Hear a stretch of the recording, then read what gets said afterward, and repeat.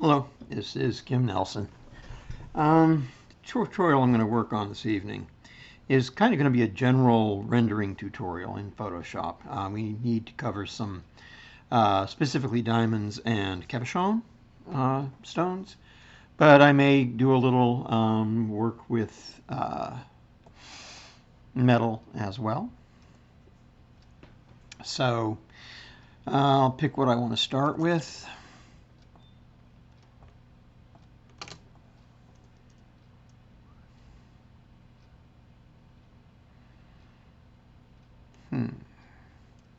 You'll see there's a lot of renderings already on here. Unfortunately, we've moved over to Photoshop from Painter, and so I have all kinds of tutorials already done in Painter, but not in Photoshop. So it's the same effect, but I have to do these in Photoshop for you. Maybe I will do, this is a decent cabochon candidate right here. Okay. First thing I'm going to do is get these up off the ground. Control A for copy. Cut. Paste back in place. Set to multiply. Give myself a couple of layers underneath for starters. I always like to keep the line work on top and keep it distinct from what's going on underneath. All right, next thing I'm going to do is I'm going to erase the information that I have in the middle of that stone. It's really not going to be applicable. That's how I would quickly indicate a cabochon stone in black and white for a client to say, hey, look, that's cab.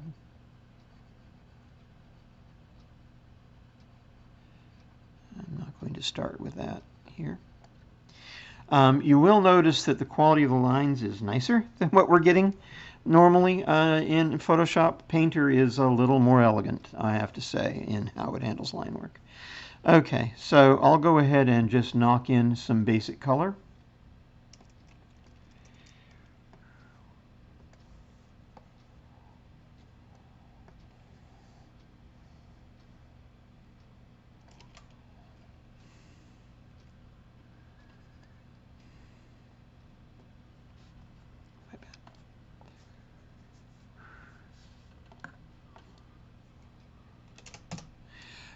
When I'm doing color, normally I like to work with a soft round brush, but I'm just thumping in. So for the purpose of thumping in, the hard brush is fine. It's the equivalent of a magic marker. But just to get color down in a hurry, that works fine.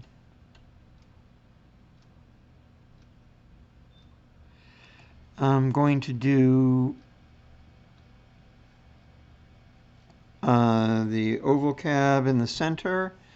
I will do as hadn't really thought about color choices. It doesn't really matter for the purposes of the rendering, but I might as well make it hopefully nice. So I will go with an Iolite.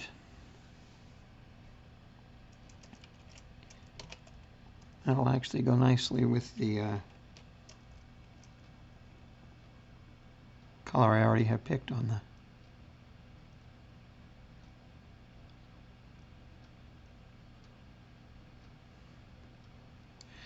and for the two side stones, peridot.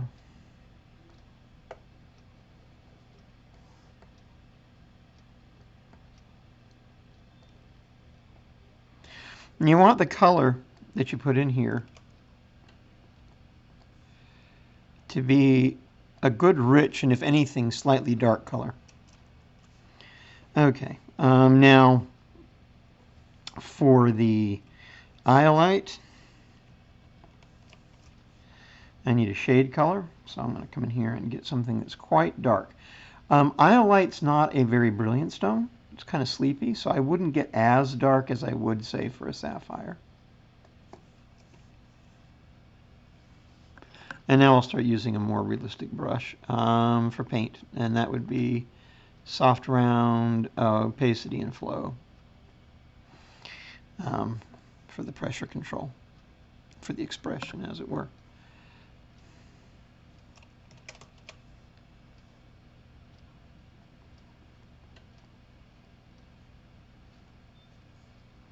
I think I could go a little bit darker than that.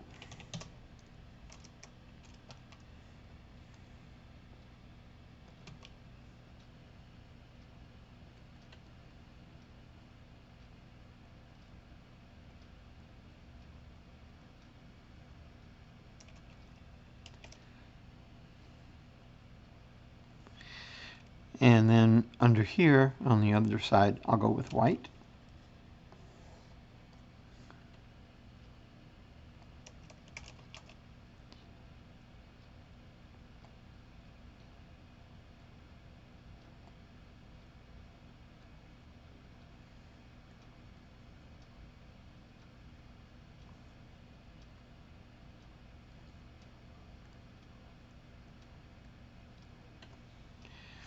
Add a little interest into the stone with the white. Okay. And then the last thing I would do is a glaze. The last thing I would do before the highlights would be a glaze. Actually, I'll do the highlights first, a basic highlight. There's a couple of ways to do a highlight on a cab.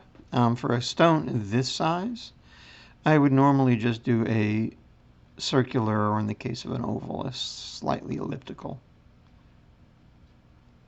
highlight like that. Okay, multiply. And now I need to get that Iolite color again.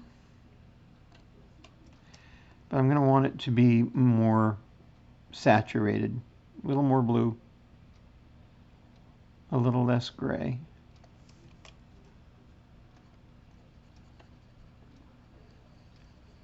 That's pretty nice. And on the multiply layer,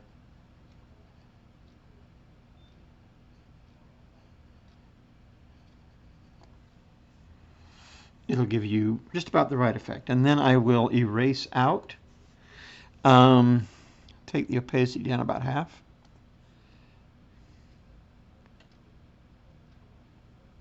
Now I want the brush here to also be a painting brush on my eraser, which would be the soft round pressure, opacity, and flow. Same as I'm using for my color work.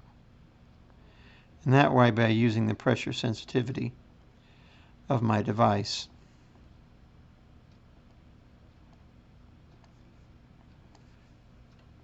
I can lift out some of that glaze in a sensitive way.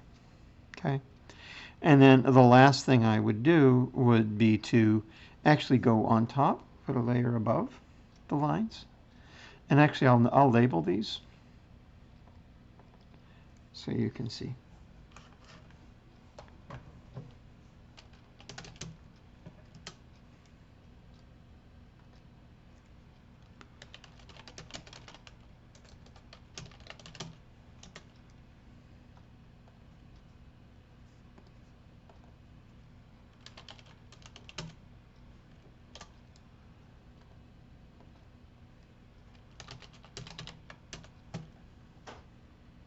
Okay.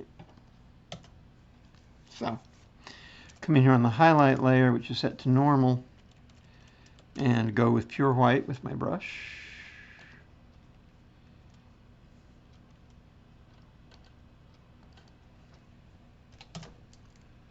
And bring in a really hard, crisp light. Maybe a small dot of light there, and a little bit on the rim. And that would be done, and I have a cabochon, okay? This is the process that you will use for any cab. There's not a lot of differences. The peridot, it's going to be the same idea. Get my peridot color up. Get a reasonably dark tint going. My color path over here is broken in my Photoshop. I don't know why. We're at the end of the semester, so I'm not going to bother fixing it. I just have to keep track of what's going on over there. It doesn't happen automatically the way it normally would. So, once again, nice shadow in the upper left corner of what would be the pavilion on a colored stone. In fact, it's treated the same as, on a faceted stone, it's treated the same. And for white,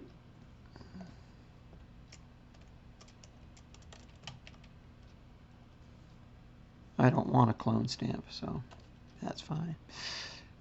Must have been over ambitious with my keyboard shortcut. A little accent. A little accent. Okay. I can even come in here and add the highlight. Now at the point, I don't like to usually zoom in because zooming in is deceiving.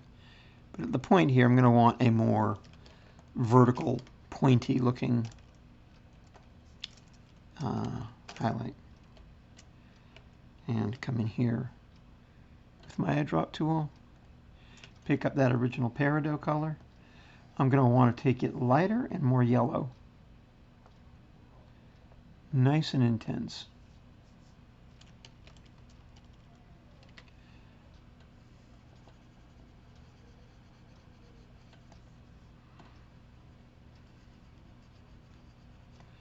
Apply it all over the stone.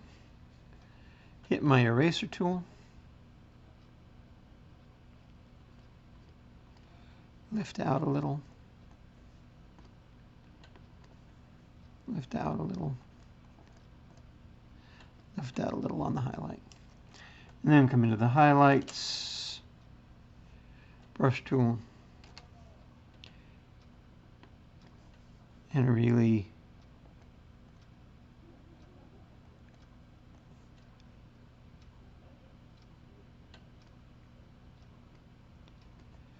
catch a couple of highlights.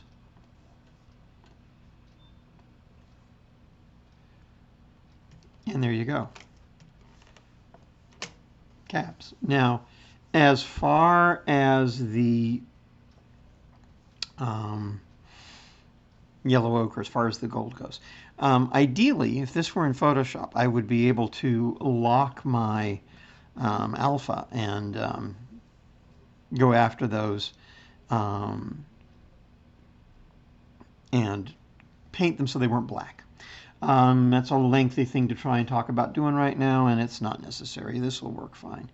What I can do, if I don't like how hard and dark those look, is I can come into the lines and kick back the opacity on them a little, like so.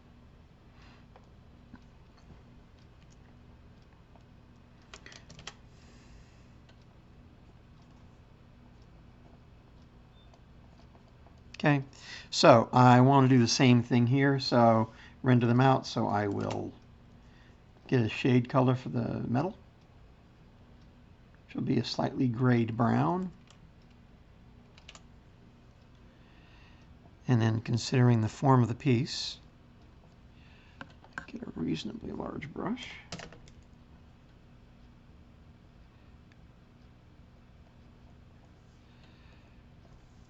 Come in here.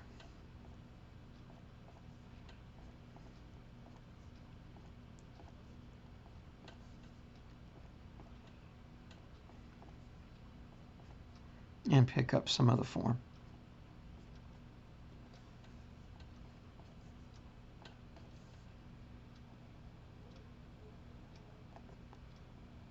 Little cast shadow.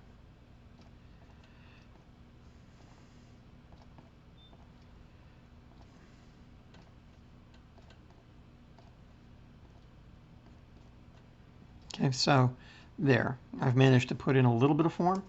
I'm going to now put in a lights.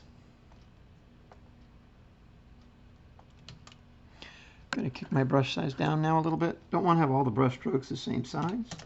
And I'm going to start needing more detail.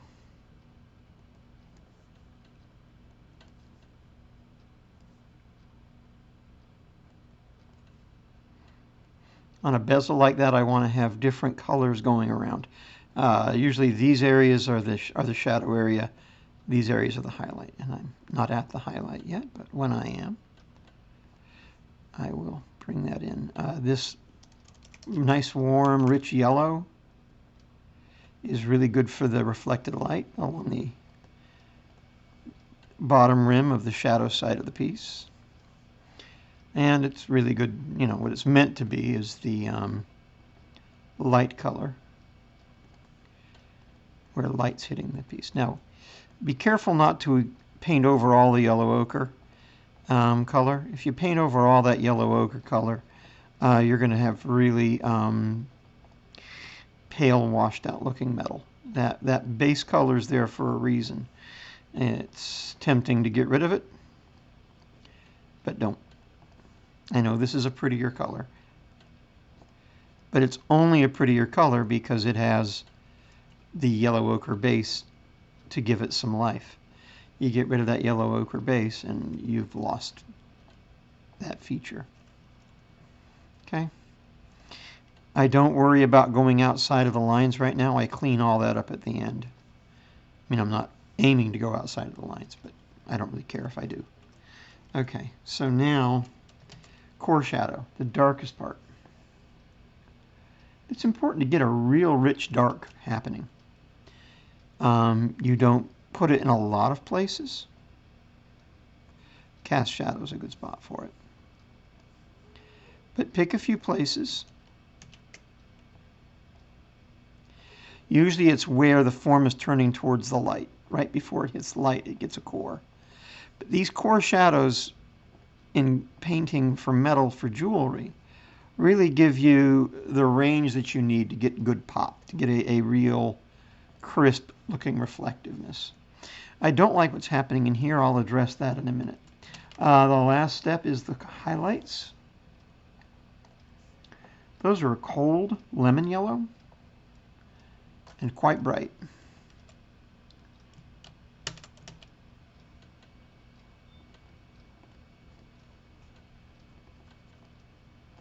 Once again, you do not want to overdo your highlights. I'm going to take the brush down even further.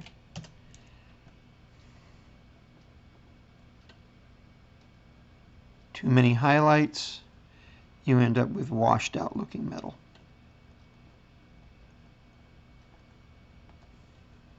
You see that by working underneath the lines instead of on top of them, those lines keep those nice cells, those nice barriers going, maintained in between my fields of color. So my rendering stays tight. I should use the word illustration. I have been trying very hard to remove the word rendering from my vocabulary when I'm painting. Back before there was computer CAD modeling, and that's how far back I go, rendering meant gouache or watercolor paint. This technique is exactly the same as I would do in gouache or watercolor, which is how I was trained back in the day. A couple little glints of highlight are good. You don't want to put, now this is curving back down a little bit, so I don't want to put too many highlights over there. Wouldn't hurt to capture this corner with a nice highlight. That's a little too much. Now, by the way, these are things that you can worry about in gouache. I mean, in a computer you would never worry about in gouache. These are details only a dog can hear, so it's kind of silly. Printed out at actual size, half of the nuancing I'm doing here would vanish. On the highlight side of it, I'm going to build up some of these on the bright side of the ring. Give it a little more form. It's a little bit flat right now.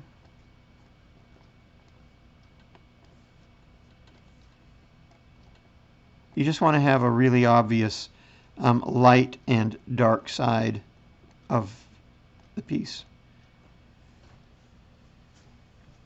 Yeah, that's better. I do want to break up this shadow. Told you I wasn't fond of it. Going to get some of the yellow ochre.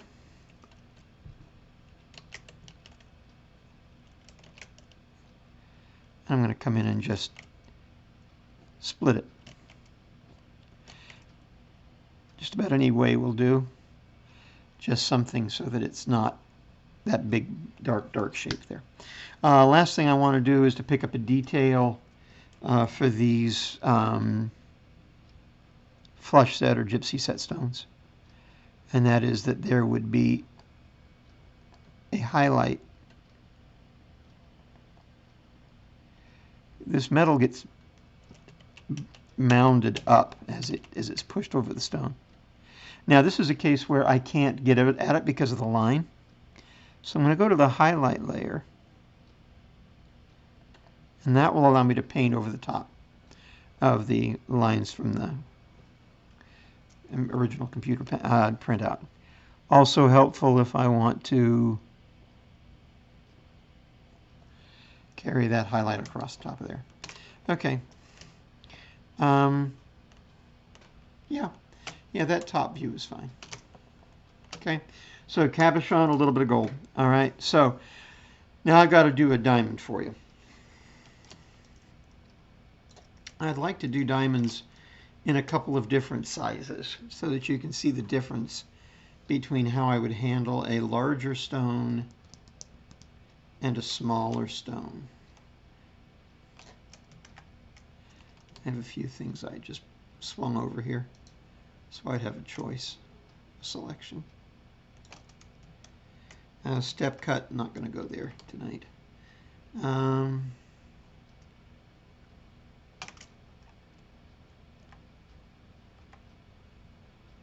That's a nice one for doing pave. That's the one I just did. Okay. I thought I had.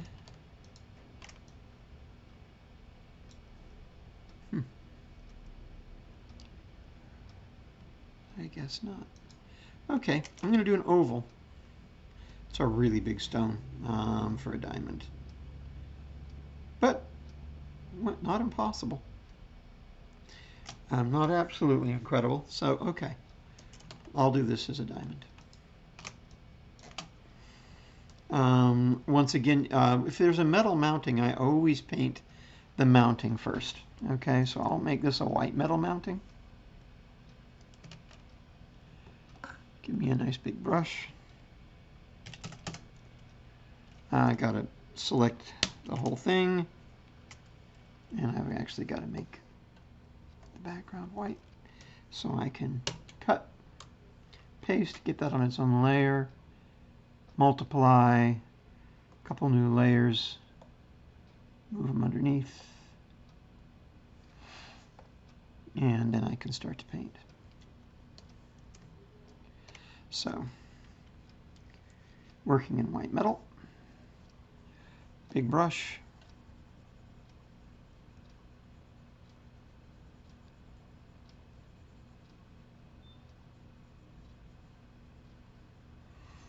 once again, not too worried about staying in the boundaries at this point. And that's the base coat for my diamond. I'm going to take that now and go a little bit darker. Shall go quite a bit darker.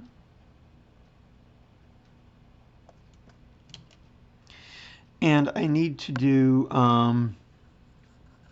sharp lines. So for this, I will drop the brush down to 3 or 4 pixels at the most. And I will stop it being the soft, fadey one and take it back to being a hard round. A couple of strokes to see how big that is. That is too big. So drop it down to 2. Okay.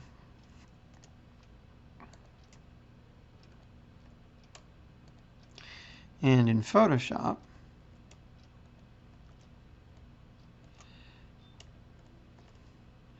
if I hold down the Shift key after clicking, I can draw these pie shapes that are how we go about drawing a faceted stone. So there are those shapes knocked in. Now I'll fill them in solid. Trying to resist the urge of zooming in. I'm at 100%, which should be plenty zoomed in. If I want to zoom in more, I can.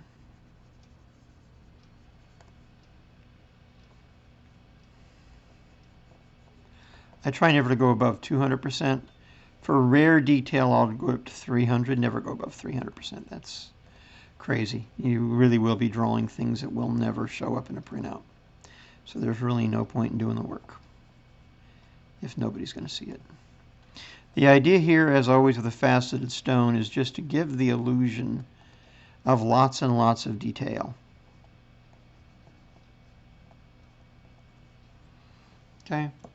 I don't really love that pattern right there, so I'll make a different one.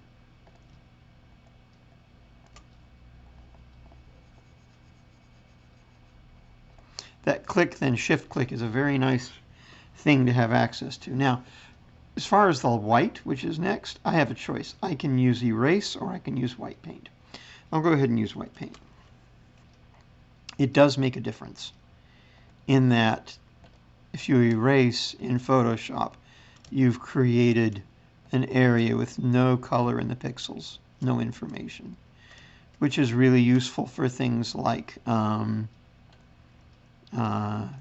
alpha channel locking and things like that. But I'm not going to get that fancy with this, so this will work fine. The idea is mostly light in the bottom left-hand corner, mostly dark in the upper right-hand corner. Sorry, lower right-hand, hard to paint talk. Lower right-hand, mostly light, upper left-hand, mostly dark.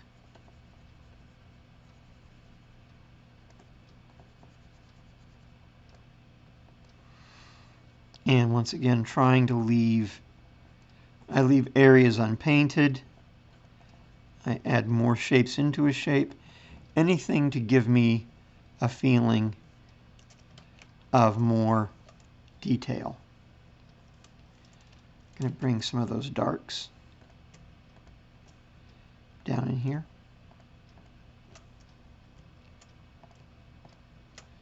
Okay, like that. Okay, that's a good start. Now I'm going to do my crown. That's the pavilion. I'm going to do my crown. Crown, I'm going to take the facets in the lower right-hand corner up on top, and I'm going to make them dark. It's this contrast between dark on the crown and light in the pavilion, and light on the crown and dark on the pavilion, that gives you this effect of transparency. Same thing over here.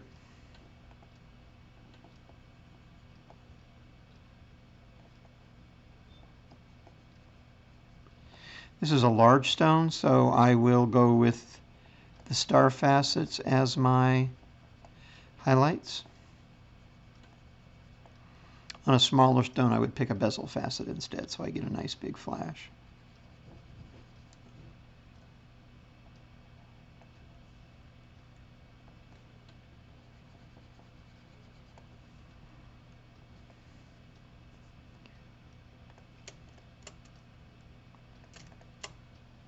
Okay, so I have pavilion, I have crown, and it's looking black and white and flashy. Next thing I need to do is I need to add some light down here so that it really starts to advance in the pavilion. So I'm going to, now the challenge I'm going to have is that I've gone ahead and painted over this. It's easy to fix, so I'm not going to worry. I'll make it 12 pixels here. Check my brush size. Yeah, that's nice. I'm going to go for the soft brush.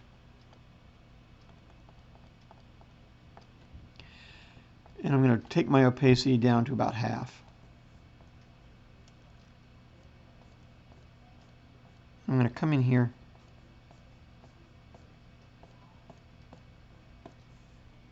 and lift some of that darkness out. Okay? I'm going to do the same thing up in here.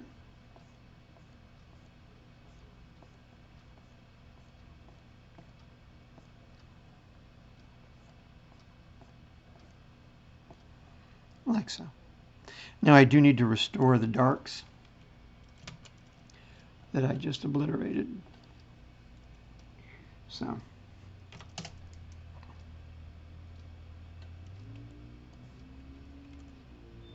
Oh, opacity back up to 100%.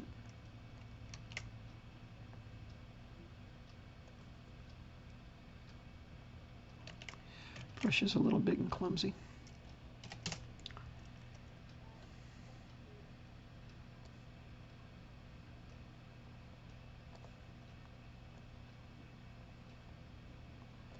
And you can see that dark contrast between light and dark is giving us this nice feeling that we want, this diamond-esque sort of feel. I kind of like what was happening here. I'd like a little bit of that light to radiate in from over here. So.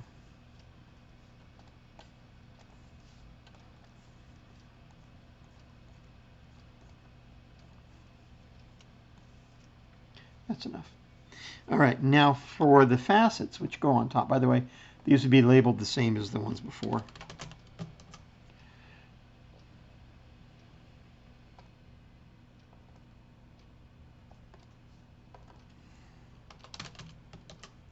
Although in this case, since I don't have a glaze, I would have actually put a line, a level for the crown. I would have called this ground. I would have kept the pavilion on the bottom, the crown on top, and then the lines. In this case, since I've already gone around that, this will be highlights.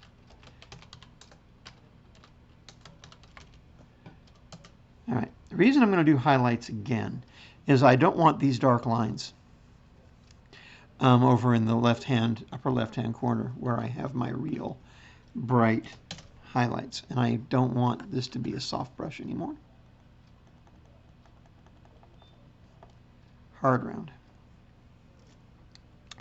And I'm going to do my click left, click, shift click, click, shift click, shift click. Try again. Click, shift. All right. Click, shift click, shift click, shift click, shift click.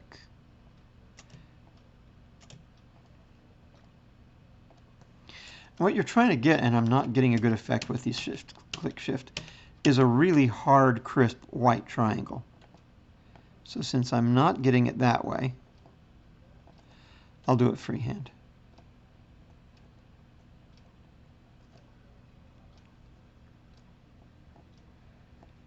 Because those dark outlines around the facets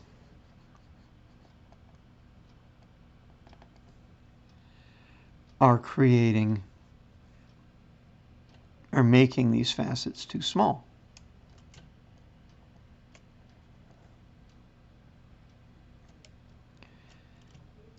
To be nice, strong highlights.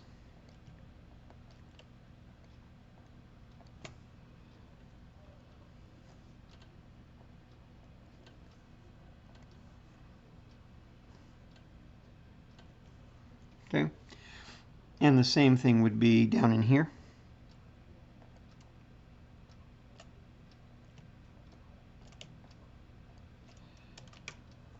Get a nice crisp highlighter along this edge. Okay, so almost done with the diamond here. Add a little more detail if I think it needs it. Now I should have put that on the ground. I'm being a little sloppy because I'm tired. But yeah, that's a reasonable diamond. Now the last thing I like to do is I like to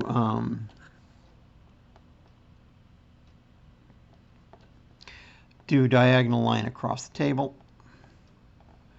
or two if I have a big stone like this. So a little bigger than that.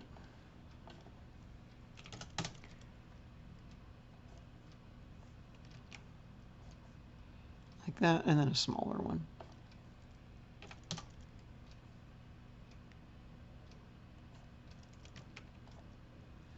So that you get that kind of a flat sheen happening. If I do it too much though, which I just did, I lose that darkness, so I can't do that. One there. That's enough. Okay, so there's a diamond. It's in a mounting. The mounting hasn't been painted. In order for it to have a nice effect, that mounting will need to be painted. So to do that,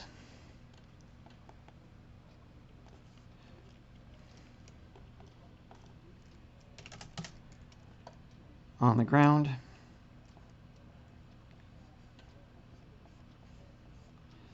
this form has a basin up in here,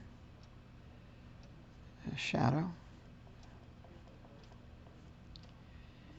here, shadow on this, shadow on that, shadow on that, a little bit of a swirl here, a little bit of an implied swirl up in here. Okay, so I've got that going. Now I'll go for my light gray.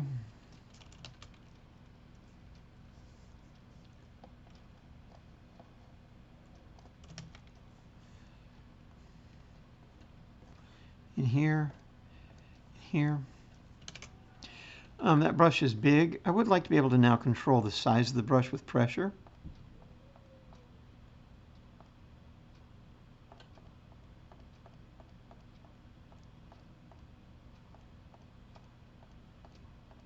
See, the bad news is you don't get a lot of controls. Once you decide to do pressure size, you lose. See, I have to be very careful now, either with the color or with the opacity. I'll take the opacity down. And that should allow me to get some different size brush strokes with the same tool. And that will allow it to look more like gouache and less computer rendered. Okay, I'm going to need some darks, almost black.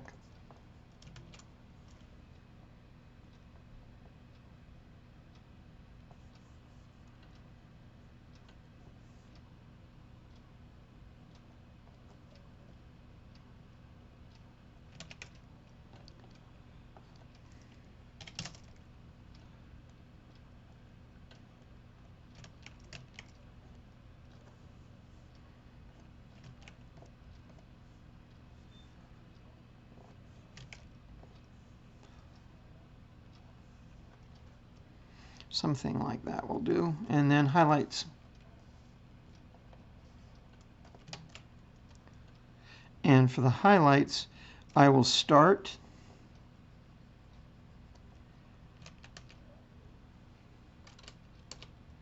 down in here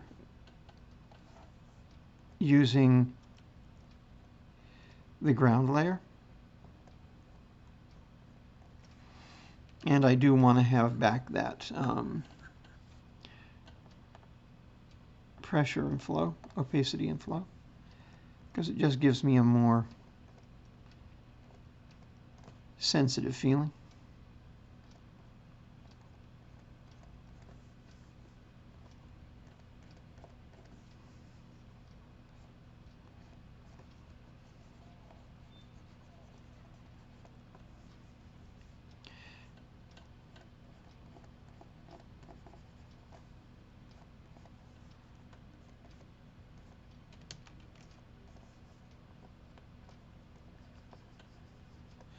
This will be the brightest part because it's a basin, so it's going to really catch in there.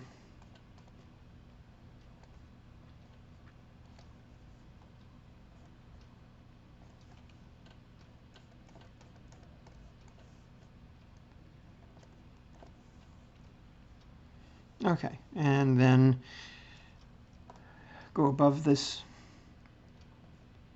so I can have a couple of these highlights disobey the drawing.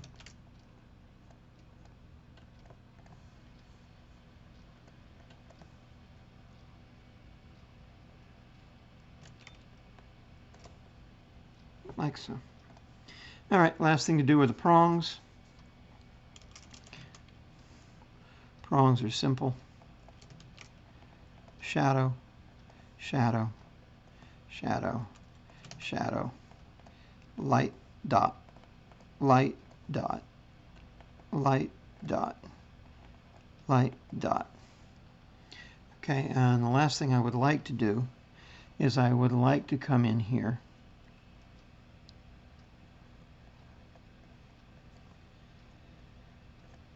and catch that edge so that the cast shadow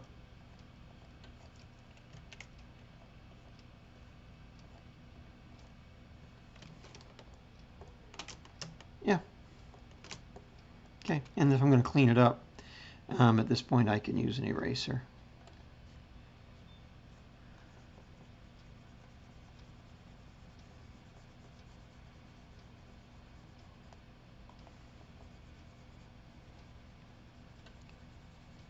Except for I like that at 100%, so it actually erases.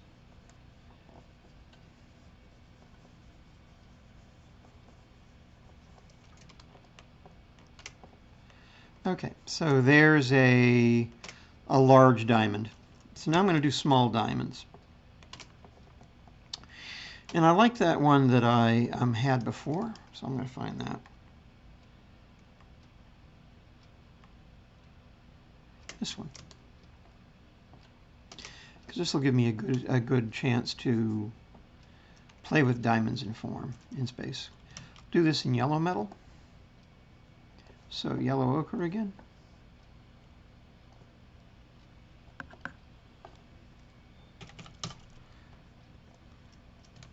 Oops, forgot a couple steps here. Control A, Control C, and I need to make that white. Actually, Control X, Control Shift V, gel, or multiply, I should say. A couple of layers. And that's lines. And that'll be ground. I'm not going to bother naming it though.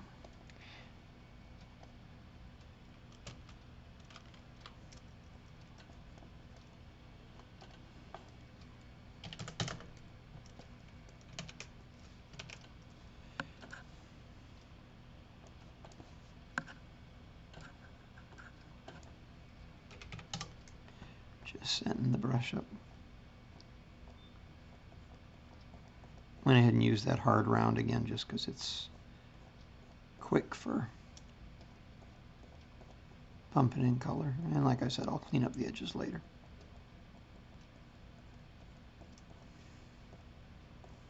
All right, for the stones, I need a gray.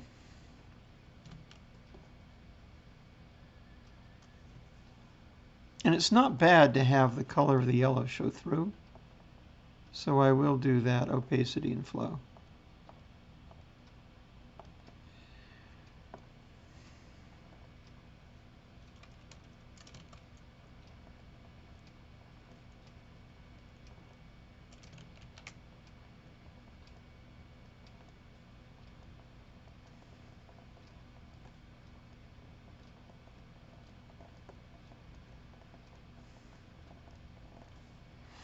Okay, so I've got that.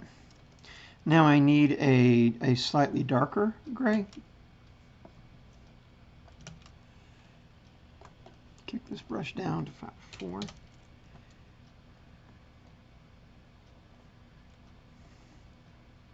And as long as this is at a diagonal and occupying something in the upper left third, I'm happy.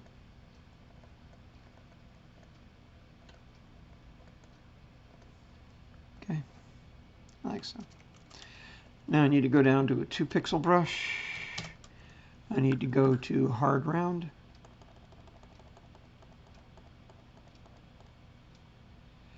Yeah, maybe hard round pressure size. I'll zoom in to 200% and go into white.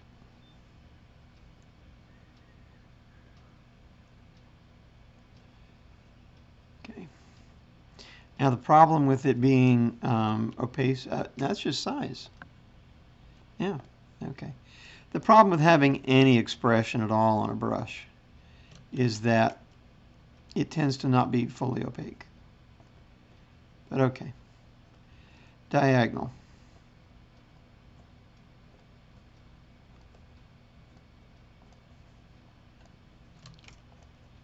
You want them roughly the same angle.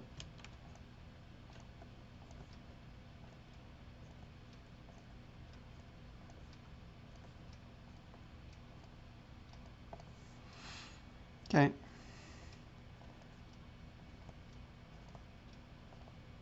Now if these were tiny little diamonds, I'd just do a dot here.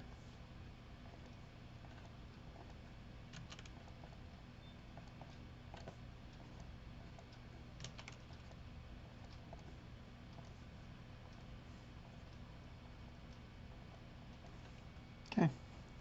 So now I'll do a vertical down the side.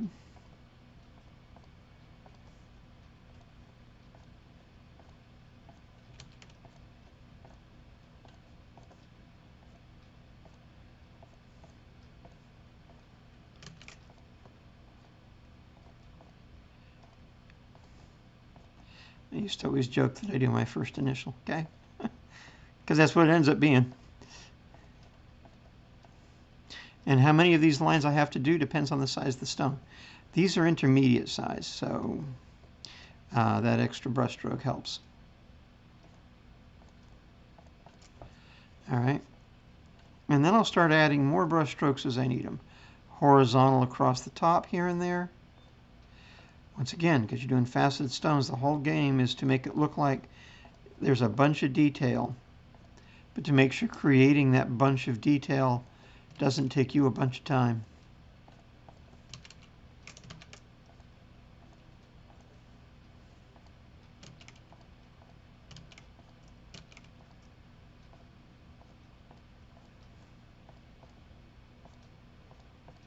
So you're going to basically facet all of these in a stone this size. But once you have basically a sparkly shape in the middle and no real big dark areas inside, you're done. Okay? Now I am going to want to capture the outside edge of these a little bit, so I'll move one of these up and it'll be my highlight layer so I can draw on top.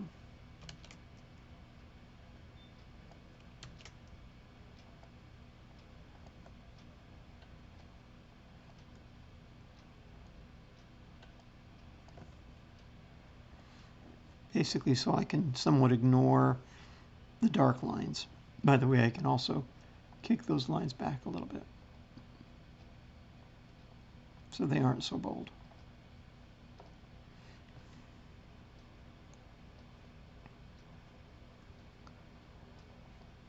It's really a stylistic choice. You can decide whether you like heavy lines in your renderings, your illustrations, or if you do not.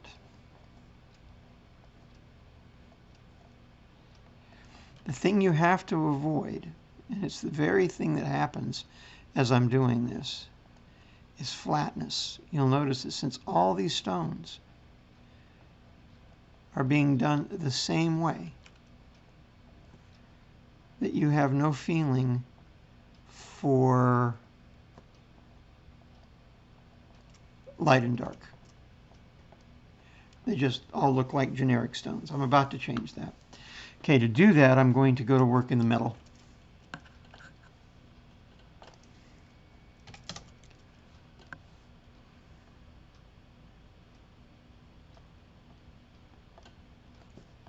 Okay, take that, Kick it down to a darker gray, braid brown.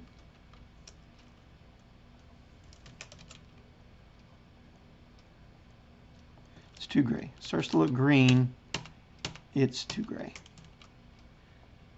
Slide that back over into the color a little bit. That's better.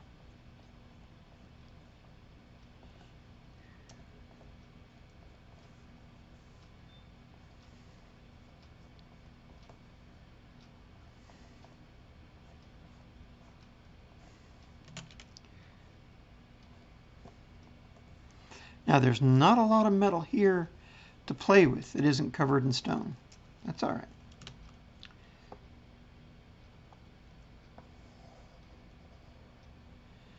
Same recipe as always. A little bit of dark. Oh. Okay. That's not good. I'm going to back up. Only because it's a dangerous precedent if I don't. I was painting on the highlight layer,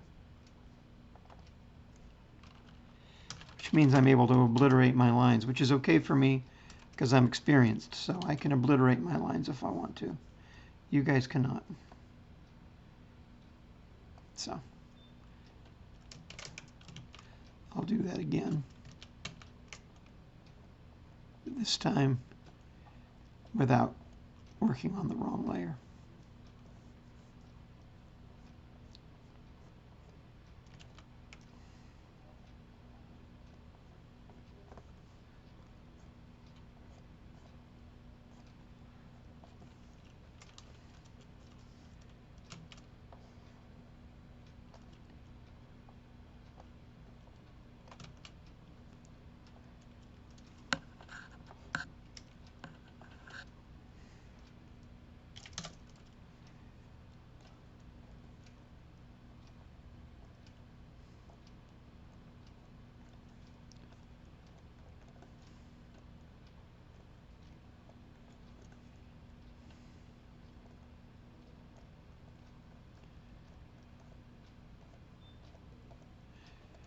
This idea of kind of an outline all around your piece. Don't make it too obvious, but that does give you a nice feeling of reflectiveness.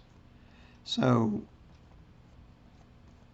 find it and lose it, you know?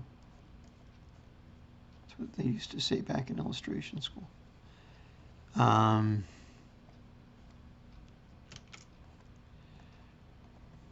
Don't let it become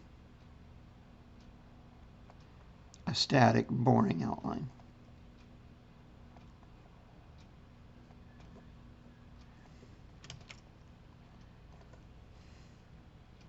And the shapes I'm creating in here are really arbitrary. They are all kind of curvilinear shapes that go along with the outline of the piece. A little bit. Okay, next thing I'm going to do is dark darks.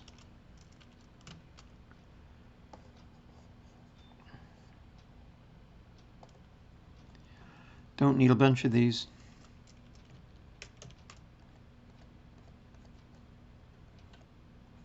Just enough to give that gold a full range of value. And highlights. Now the reason I'm doing all this before I continue with the stones is to give me a really good look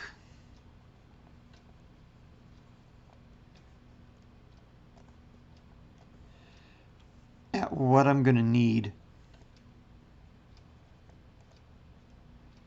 the stones to do for them to play nicely with what I have going on with the metal. Okay, I'm going to take a minute and clean. Just because as I start to do the stones, it'll be important to know how thick things really are.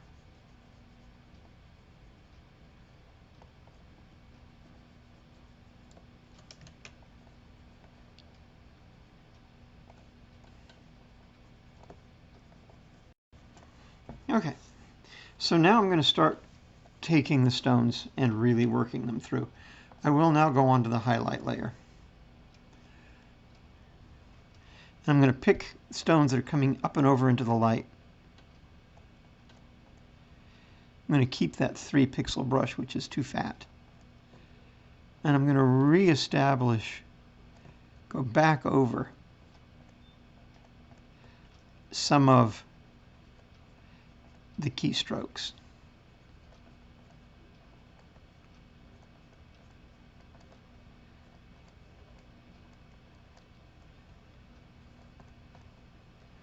And the same in here.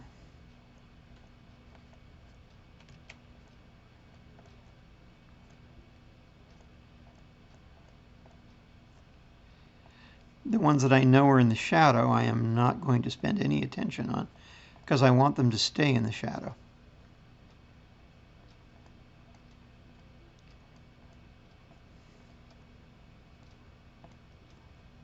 Okay.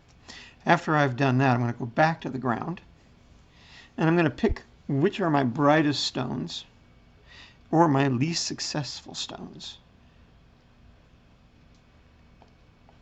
Kick back my opacity a little bit and I will white them out. I don't necessarily want to do them all in a row the same way, so let one be not as knocked out all the way. Maybe bring light in only in the pavilion on one and on the crown on another. I do want to catch some of the stones in here, but I want to be selective. Okay, so I have that. Now what I need to do are the beads, the metal work up on top. For a piece like this, I could go so far as painting the beads individually. If I'm going to do that, I'm going to go up on the highlight layer. Get me a dark brown. Get me a hard round brush. And maybe 4 pixels.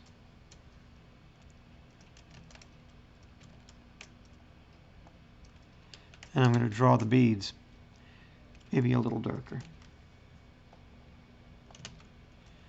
I want them to stand out clearly.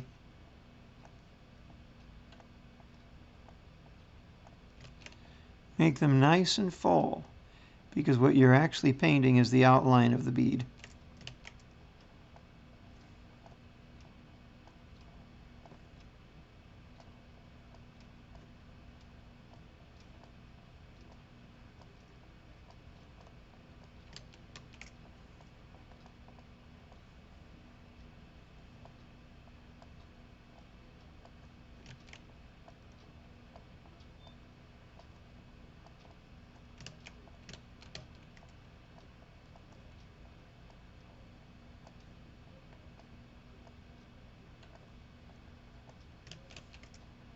Now, as for the center of the bead, you will only use 2 colors. You will use the warm yellow, the otherwise what we'd call the light color. I'm going to take this down to 2. And I'm going to come into the middle of each bead and paint it out. And you see, by doing this, I've got very detailed looking little beads.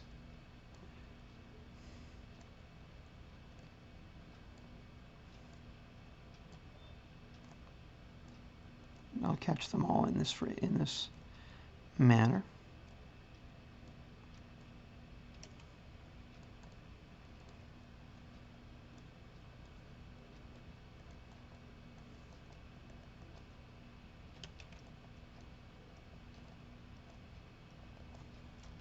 And then I will catch the highlights.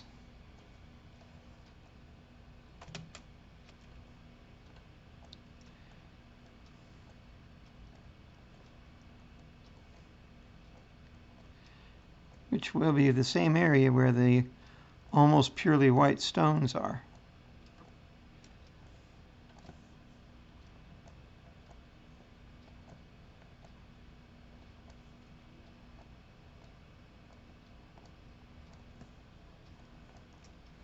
Okay, so there are my beads. Now there is a trim on these. They're either going to be bright cut or cut down. I'm going to do bright cut. So I'm going to come in here, go back to ground.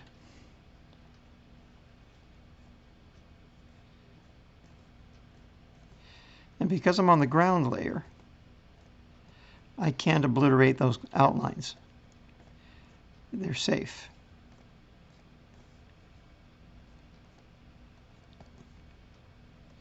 And in the area that's in here, I will use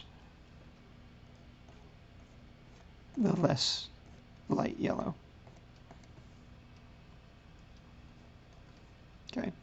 Looks like down in here I should have a bead. So I'll bring in a little bit of color there. Okay. So the only thing that's really not working for me now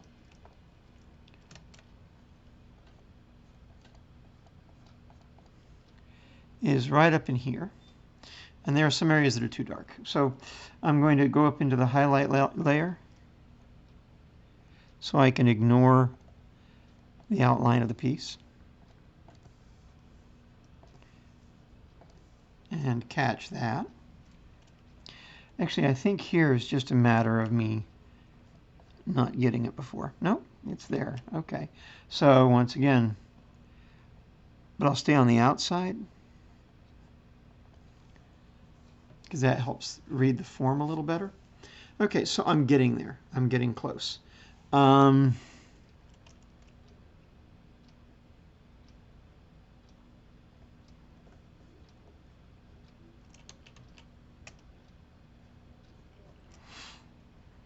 Okay. So I've got that. All right, I'm going to look at it again. I'm going to determine if there's anywhere where I need more white for those white stones of mine. I'm going to take my opacity and kick up the size.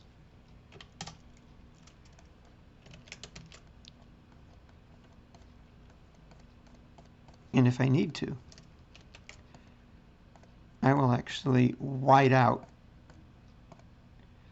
pretty much everything to get a nice brightly lit region of stone. Okay. And same is true with the highlights.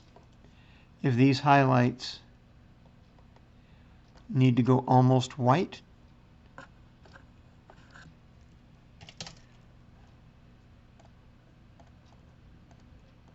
I'm okay with that.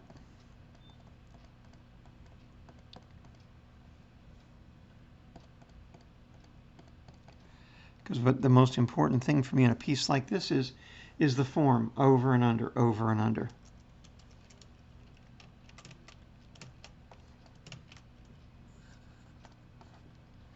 And then little accent dots where I need them. And I'll stay on highlight in case I need them where the drawing is. Just areas that look like there's a black clunk shape for no really good reason.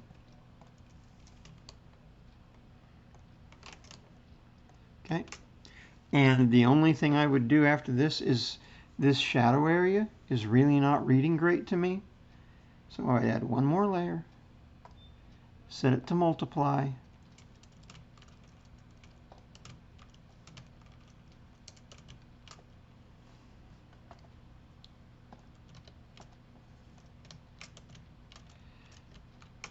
get me a dark gray, soft brush,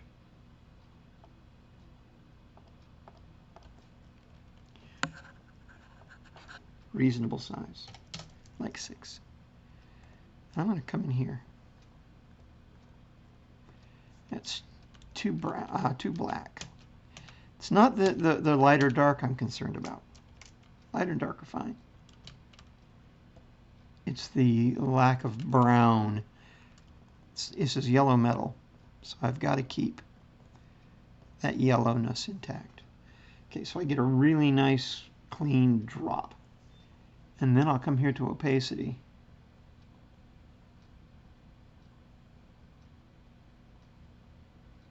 And I'll lift it out until I get what I want as far as dropping back. And then with my eraser,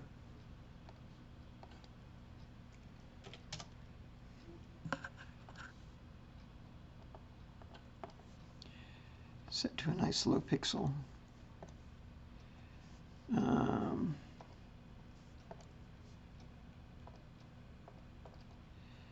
And erase out.